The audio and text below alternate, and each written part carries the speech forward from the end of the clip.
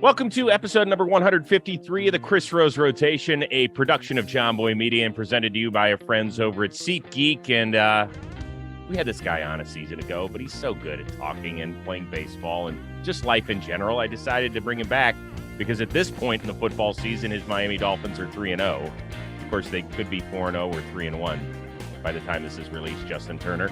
Aren't you excited about your little fins? They're so cute.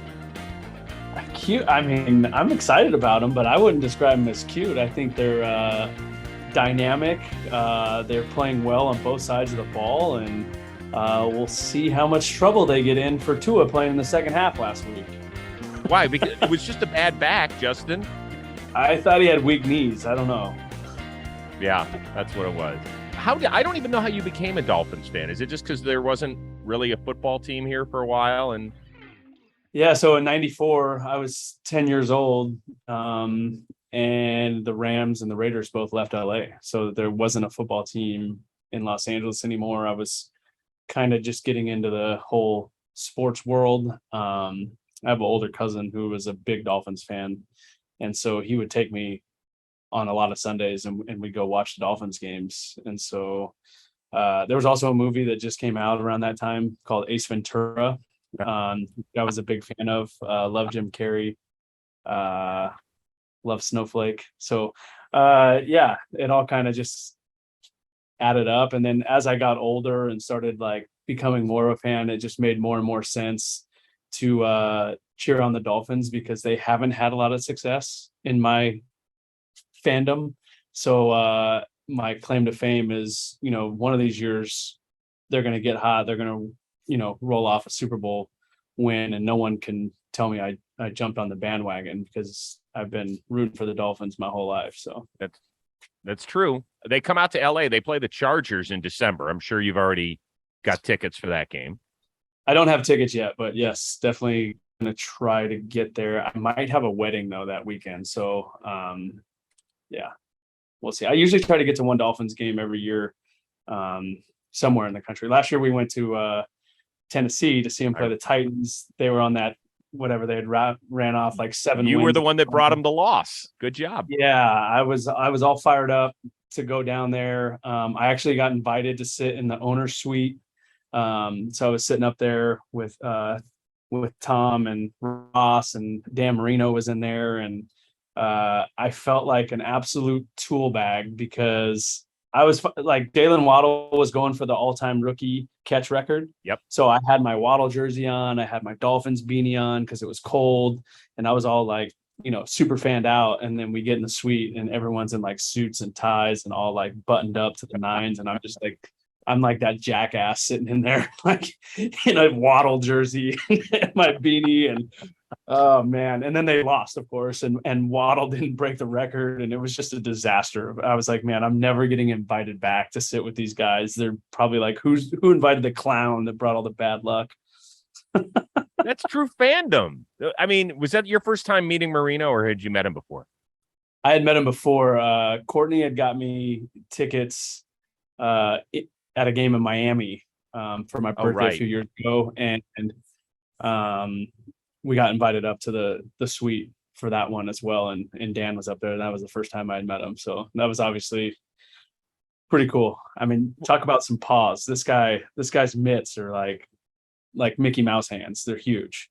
Was he wearing isotoner gloves like he used to sell back in the day, or was it just bare hand? No. Just bare hand. Yeah.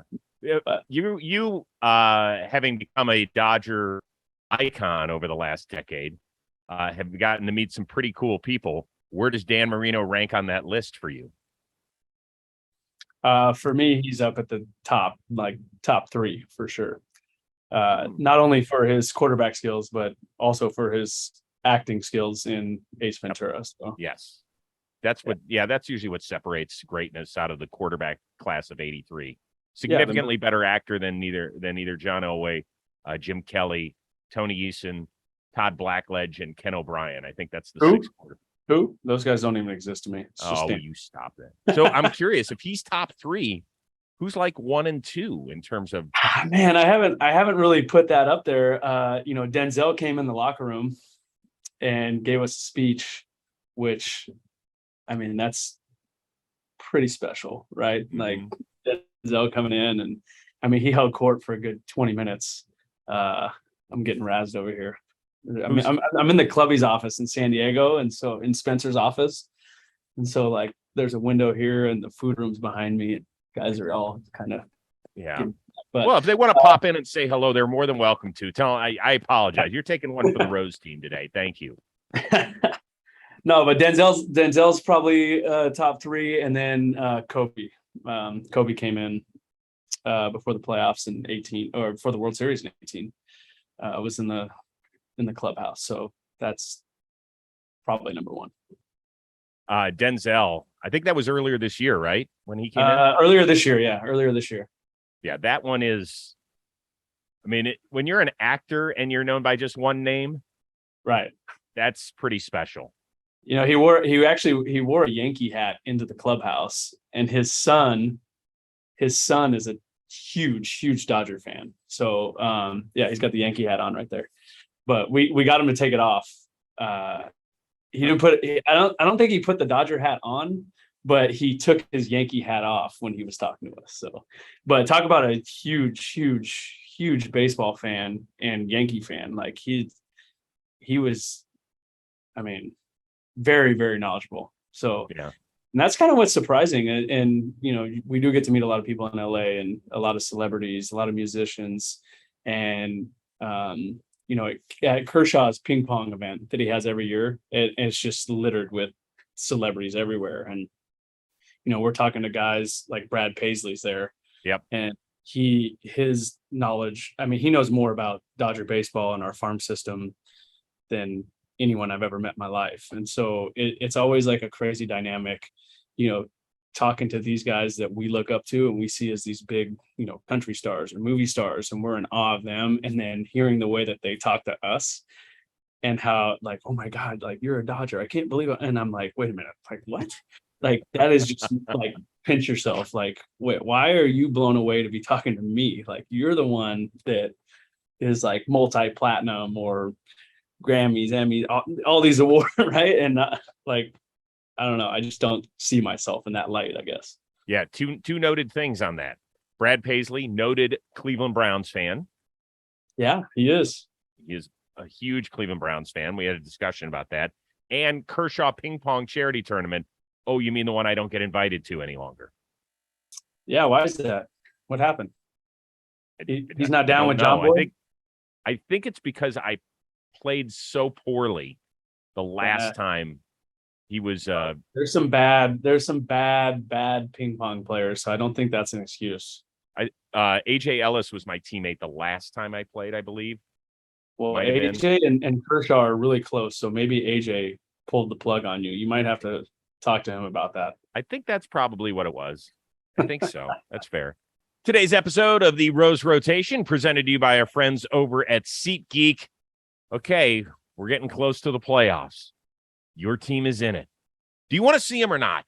Of course you do. So follow a few special instructions. Grab your phone, download the SeatGeek app, and off you go. In fact, if you use the promo code ROSE, you can get 20% off your first order of tickets at SeatGeek. It is very simple.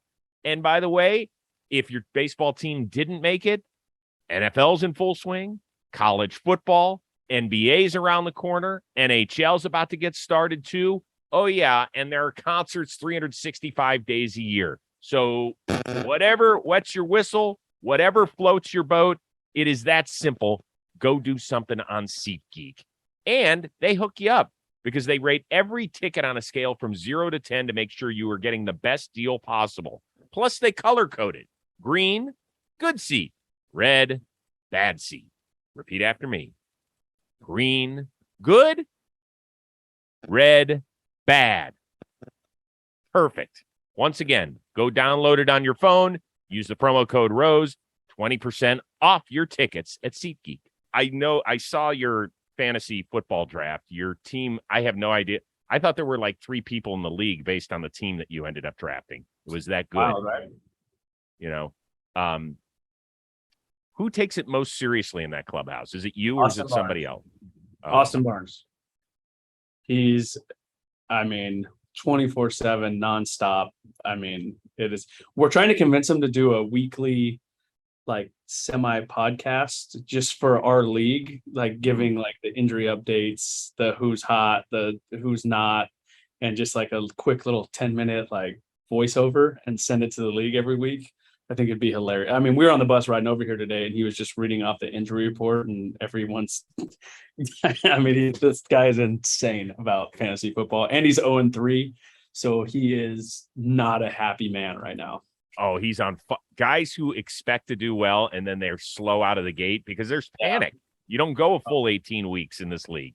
He's sent out about 400 trade offers already. Like, he's just trying to completely blow up his team right now, like full panic. So it's great. And he's the guy on the team that everyone just loves going at. So this is perfect. This is like ideal because he's 0-3. Guys are talking smack to him. He's running his mouth. Like, it's a great combination. Are you teammates with somebody or you fly solo on this? Yeah, I'm with Joey Gallo and our strength coach, Brandon McDaniel. We have so many guys that want to play that every single team is either doubled up or tripled up. So except for Trey Turner boxed out and refused to have anyone on his team. So really? Yes.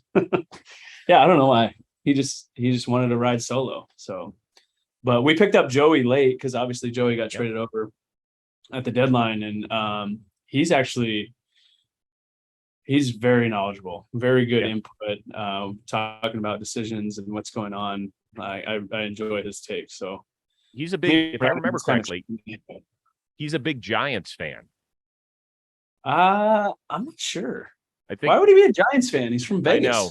So yeah, he's from Vegas, and I uncovered that because I was talking to him in Texas one day, and I found out he was a big Giants fan, and when we had him on the show, I mentioned that, and he's like, "Now you're blowing my cover. I can't be a Giants fan playing for the Texas Rangers." So yeah, well, and then he went to the Yankees, and he was in New York. Yeah, I don't know. He wasn't really making a push for Barkley as a Giants fan. So I think he's done a good job of compartmentalizing his fandom and separating it. So I did not know. I'll have to ask him. I'll have to ask him who his team is. I have never drafted a Brown. I can proudly say I've never drafted a Brown. I can't do it. I can't mix my business and pleasure. I have several Dolphins. Tyreek? I have Waddle, okay. And I have Gesicki, and I have the Dolphins defense. Ooh. So yeah. Okay. But in years past, I've had several Dolphins. Yeah. Right. I don't like last week. I have Isaiah McKenzie on my team, and I benched him because he was playing against the Dolphins, and he went off. That's always 21 points. But I was like, there's no way in hell I'm going to root for this guy while he's playing against the Dolphins. Like, I can't do that. I know. So, but you understand this. See, now you get a taste of what it's like to be a true fan. We as fans have no impact on the game, whether you started or benched Isaiah McKenzie. I understand that. Nothing to do with the outcome. I understand that, but I couldn't live with myself if he caught a touchdown pass against the Dolphins, and I was like, yes, for fantasy football. That's not happening. So I benched him. Yep. You're with the rest of us. Speaking of Joey Gallo, your entire team played dress up, and I had to zoom in on the picture of the four of you guys going shirtless, tuxedoed, like Chippendale dancers. Because at first I was like, now I know that Justin's in better shape than he was a few years ago. There's no way that's him. So when you first look at it, that's not far off though, Chris. Like, I got to tell you, I'm sure I'm not going to ask you to raise your shirt right now. I'll take your word for it. Because two guys went real, two guys went prosthetic chest, and I was shocked that Bellinger was one of the prosthetics. Yeah, so originally it was just me and Cody going to do this, and Cody found these. I don't know what he was looking for on the internet, but like unprompted, he found these like bodysuits and was like, "Dude, check these out." And I was like, "Oh, like we could be Chippendales for dress up." And he's like, "Yeah, I'm in." And clearly he didn't know what a chip. It would have been, Belly's probably at the age where Magic Mike would have made more sense to him than a Yes. Chippendale. So I was like, all right, Chippendales, we're in. I'm going to order the suits. I'll order the tie or the bow ties and the cufflinks, and we'll be good to go. And I think there was some confusion because when I said Chippendales, he was thinking Chip and Dale, the chipmunks. And he was trying to figure out why we had cufflinks and bow ties if we were dressing up as chipmunks. And I actually even showed him the picture, right? I'm like, hey, look, like, here we go, Chippendales. And I probably should have said, like I said, Magic Mike, and that would have made more sense to him. But yeah, there was some confusion there. And then with Joey was actually, I'm sure it's well documented, him and Hans are like best friends. And they were going to be Power Rangers together. And Joey's Power Ranger outfit, for whatever reason, didn't show up on time. So he didn't have anything to wear. And I ordered an extra bow tie and extra cufflinks, like knowing that there might be a couple guys that didn't have a costume. And then Dre got called up the day before. So obviously he didn't have time to get anything. So that's why they're all natural. And we went with the bodysuit. By the way, those rubber suits are like, they weigh like 30 pounds. They're heavy as shit. Don't. Yeah. And it took me, we got into Arizona. I went to my hotel room and it took me about 45 minutes trying to get that thing off because it is so tight and so heavy. Like I was like wrestling myself on the bed in the hotel room trying to get that suit off. And I wish there was a camera in there so I had the footage of it, but I was gassed. I was spent. It was like a 45-minute wrestling match with myself. Dude, what do you do eventually? Do you have to cut yourself out of it? Use the jaws of life? That thing was like $200. I'm not cutting it out. I still have it. I'm keeping it. It's hanging in my closet right now. I've seen what you made. You could lose the 200. It doesn't work like that, Chris. That's how rich people stay rich. They use their bodysuits. I can't believe I spent $200 on that damn thing. I don't know which. I think my favorite outfit outside of that one was Mookie and Freddie going as Tiger and Stevie Williams. Yeah, that was classic. That was a classic one. Freddie actually had like a custom Stevie Williams like caddy suit with like the number 5 on, and Mookie was like Tiger to a T.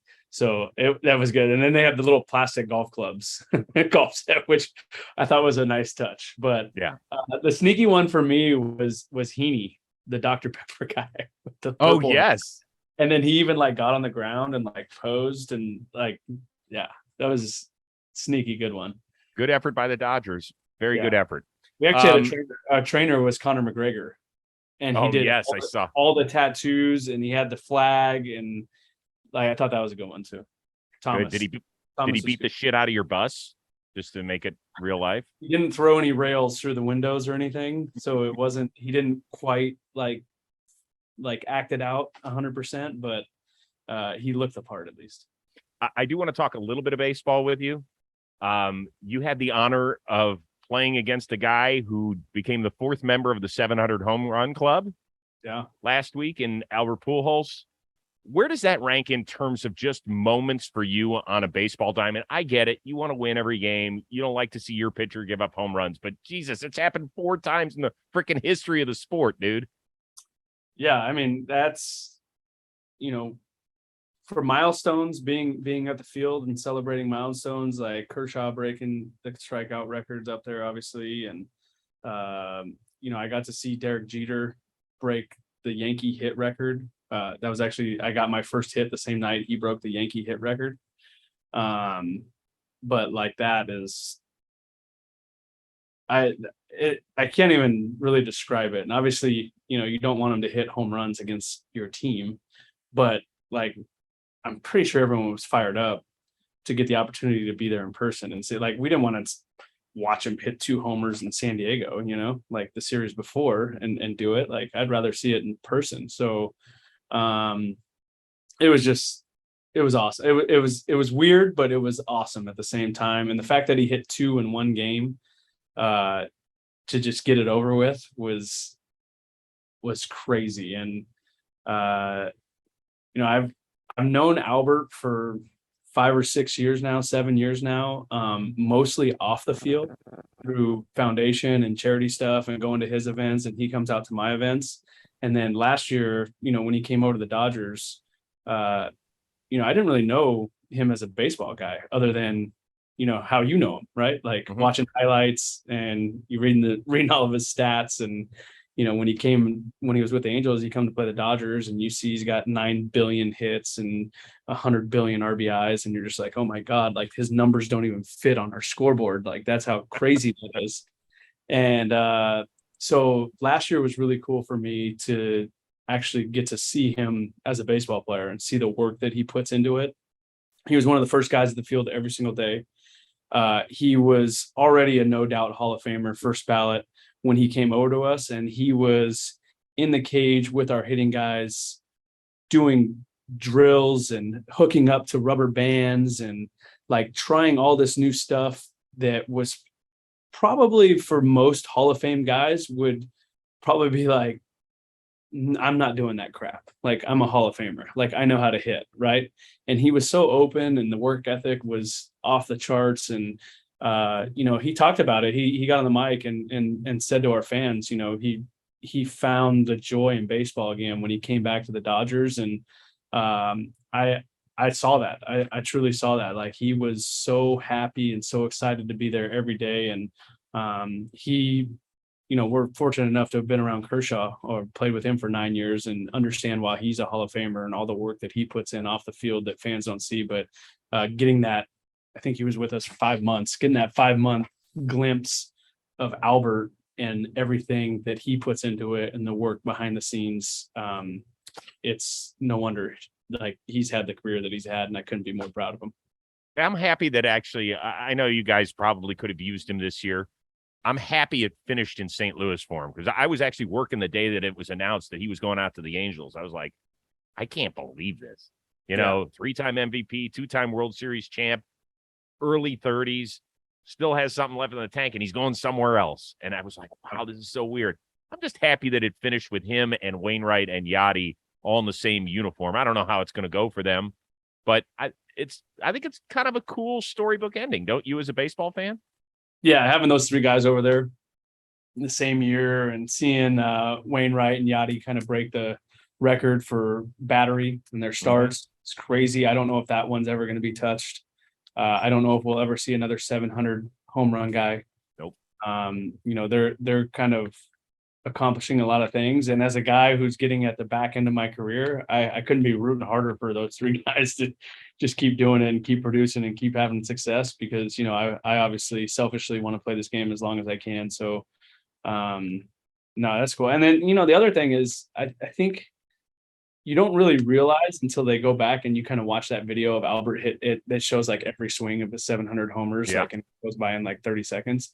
Like, I think people are quick to forget that he's hit like almost 500 of those homers in a Cardinal uniform, right? Because I think baseball fans are more like, what has happened lately, and probably a lot of them see him as an angel, right? And not necessarily a Cardinal because that was so long ago. And to realize how many homers he's hit as a Cardinal is kind of crazy. Who's hitting you up on the chat? We all good? Courtney's texting me. Oh, everything okay? This might surprise you. She's doing foundation work. I know. I do want to talk to you about that in a second. But I want to ask you about this because, you hit the bottom, obviously, when DFA'd, Baltimore, Mets, all that sort of stuff, moving on. And then you've had this amazing career in Los Angeles. And I saw the first 6 to 8 weeks did not go the way you wanted this year. Was there a time where you had to kind of talk to yourself like, geez, because you're 37, at some point things slow down, where you're like, God, I might not get this back. Did you have to kind of give yourself a pep talk? Well, it was more like 12 weeks of just grinding. But no, I mean, I didn't feel like I was that far off. I felt like I was still taking good at bats. I was still driving in runs. I was still, everything was kind of right in front of me. And I still felt good. I still felt like I was doing everything normal. I just wasn't getting the results. And it's not the first season I've had that's been like that. I've had several seasons where she's really blowing me up. Um, it's not the first season I've had where I've had slow starts and I've had to make adjustments and figure things out. So like I knew that, I was going to come out of it if I just, kept showing up and kept putting in the work and kept trusting the process. And, sure enough, it has turned for me. And the last 3 months have been significantly better than the first 3 months. Oh, yeah. But I just think, obviously, when you're 37 and things start out that way, it's so easy for everyone to just be like, oh, he's 37. Like, he's getting old. It's age.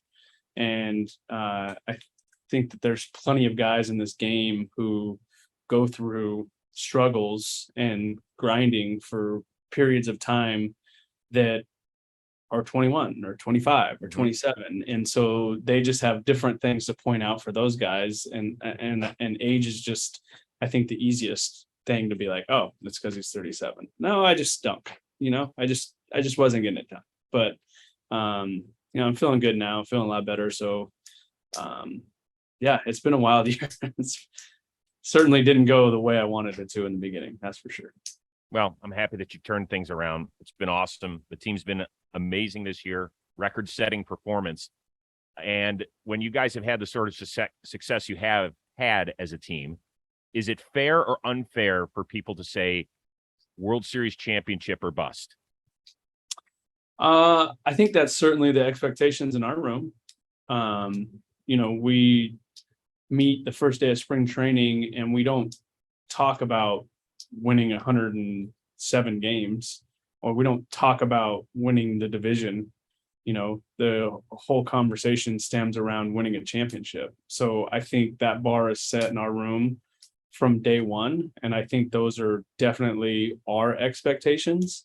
Now on the bottom side of it, bust, I don't know if is exactly the right word. Obviously it would be disappointing if we didn't do it, but certainly there's been a lot of great accomplishments, throughout the course of the year that have happened in this clubhouse that we can be proud of. But I think, the bar for everyone in here is to win a World Series. Okay. Yeah, maybe bust isn't the right word. And also, this is the freaking hardest sport. The Braves last year had the fewest wins of anybody going into the tournament. They won it all. Yep. You just don't know. You just don't know. You just got to go out and play. So that's the beauty of it, right? I mean, I think I feel like in other sports, the team that's supposed to win on paper wins like 95, 96% of the time. And that's kind of no fun. In baseball, you show up every day because you never know what you're going to see. And you hear it all the time. Like, I see something new at the field every single day. And that's true. That's why I love the game. It doesn't matter what it says on paper. It doesn't matter how, tall you are or how short you are or how strong you are or how skinny you are. Like, you can impact a baseball game. There's no limitations physically to what can be done. I mean, one of my favorite pictures is seeing, Aaron Judge stand next to Jose Altuve, right? That's just like kind of defines baseball. Like, look, it doesn't matter, how enormous you are or how small you are. Like, you can help your team win ball games. So it's cool. Good thought. I'm really proud to call you a friend. Not only I like hanging out with you. You're funny. You've got a good sports attitude. You do good things. But the Clemente Award this is the 5th straight year you're the Dodgers nominee. Is that accurate? 5th year, not straight year. Okay. There was 1 year I missed in between there. I don't know what Courtney was doing. No, I'm kidding. Yeah. You guys just weren't in the very. I wasn't doing my part, I guess. I know it's a remarkable achievement to be nominated and an honor for you. And it's not like if you don't win and you're not named the winner of the Roberto Clemente Award, it's not like, oh my God, real like. But what would it mean to you to be honored that way? Yeah, I think it would probably be right up there with one of the highest achievements I've ever received in baseball, right? I think being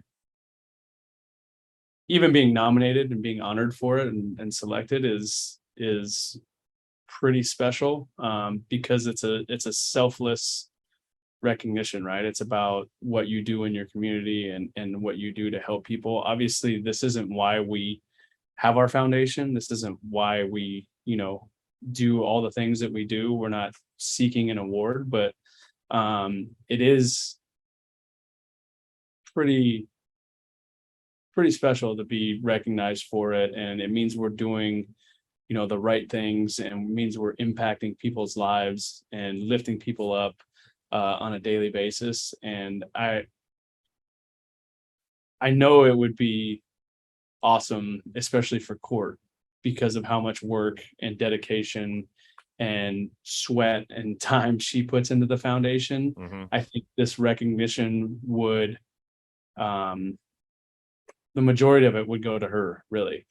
She is the backbone of the foundation. She literally does everything. She designs the website. She runs the website. She runs all the social media. She is making phone calls, emails to sponsors, donors, recipients, setting up visits, setting up events, mailing out packages to participants from the Turner Trot. Just everything that goes into the foundation, she has her hands on. So I know that it would mean a lot to me, but I think I want it really bad for her, because I want her to know that, her hard work and her dedication and her willingness to help so many people is being recognized. Well, those are really nice comments. She is great. We've loved getting to know her over the years. She does a remarkable job. We were honored to be a part of your bingo charity at the All-Star game, which was a ton of fun. That was a blast. That was fun. Really good time. I think that blew some people. I think that blew the expectations out of the water. Yeah. When we went to MLB with that idea, Dan Halem was on board, because him and his family love bingo. But I think a lot of other people were like, what the hell are we doing? Like, are we really doing a bingo event on the pier at 8:00 in the morning? And even, that morning when people were rolling in and kind of mingling and talking, I don't think people quite grasped the concept. They were just like, oh, I guess we're going to play bingo. And then once we started and you got on stage and people started calling the numbers out. Yeah.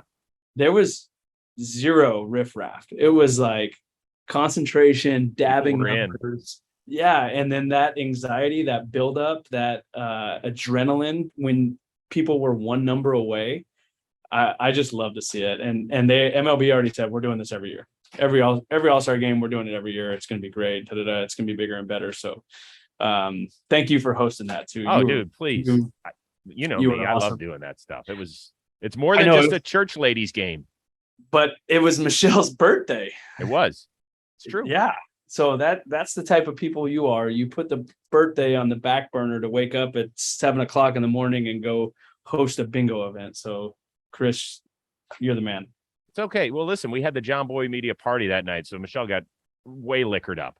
It was a little too early for the bingo tournament, but that night she was feeling great on her birthday. Don't worry. I love it. And all the John Boy guys were there at the event supporting, so that was awesome too. No, it was awesome. You know this. Anytime we can help out in any small way, please count us in. Court can hit us up. It is our pleasure. Love it. I appreciate your time on a game day. I'm going to spin the wheel of moderately interesting things and get you out of the clubby's office. Let's do it. I don't like you're getting fish-eyed all the time. Yeah. I don't even know what's on here. Giving mood is the category. What is the last great gift you gave someone? Oh, man.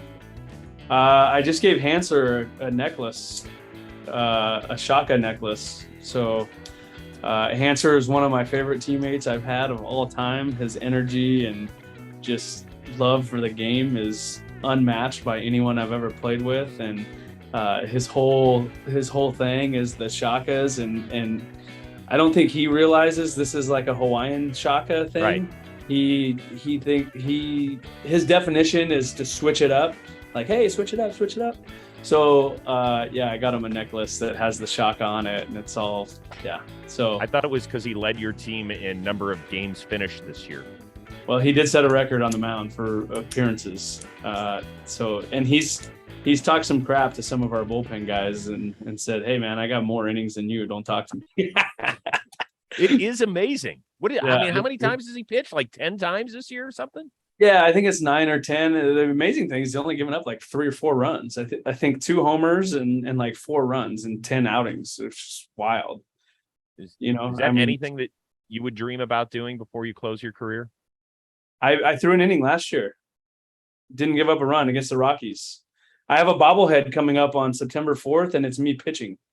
This is my bobblehead. You mean October 4th? October 4th, yeah. It's you pitching? It's me pitching, yeah. I pitched with my sunglasses on and my wrist. Yeah. Yeah. You weren't scared shitless? I think I'm the only pitcher in MLB history to pitch with sunglasses on and wristbands on. And I didn't give up any runs. And I got over to first and covered for a PFP, which is what I'm most proud of. That's Gold Glove material. Yeah. I mean, you should check out the commercial the Dodgers put out for the bobblehead. It's pretty classic. That's good. I'll get it. I want one of the bobbleheads. Please save me one. I know a guy. Okay. Were you scared? Pitching? Yeah. No, I was actually pissed off because I pinch hit with runners on second and third and 1 out, and I popped up on the infield. And so I was so mad I didn't even fully enjoy the pitching like I should have. Yeah. Bummer. Yeah. Bummer. Well, it's always great catching up with you, man. I love the conversation. I haven't seen you a ton during the season. I've been kind of a hermit, just working on my beard game. About it. Your beard's good. You got the salt and pepper look on. I like it. Yeah. Well, I do diet. I have to let you know a little secret. I diet before every NFL Network appearance. I diet on Saturday night. You diet white or you diet dark? Stop. I don't diet white. I don't even look like Tony Clark. I mean, it would be less dye if you went white or gray. Cheaper. Trying to save John Boy some money, you know? Yeah, exactly. That way I can spend NFL Network, not even John Boy. I could spend it on important things like Chippendales suits. Right? Hey, Chippendales don't have beards though. You'd have to shave it. I don't think. Yeah. So, you got the Dolphins beating the Bengals on Thursday? No, too banged up. And I don't even know if Tua's going to play. No, I know. I bet you he'll get out there. I'm more worried about their defense that played 90 snaps against the Bills in that heat. That was wild. Yeah. Jesus. But the Bills were the guys that were gassed. Yep. Well, it was filthy down there. 100 degrees on that. Ugh. Yeah. That's gross. Finish up strong. Look forward to seeing your playoff run. That should be good. Man. Should be exciting. For our amazing co-producers, I guess today, Dan Rourke and Robbie Chiraco. That is Justin Turner. I'm Chris Rose. We'll see you next time on the Chris Rose Rotation, a production of John Boy Media. Quick reminder, you want the best daily baseball talk? Tune in to Baseball Today, live on the AMP app. Just download it on your iPhone. Yours truly and Trevor Plouffe giving you all the commentary on the baseball news every day, 11:30 a.m. Eastern on the AMP app.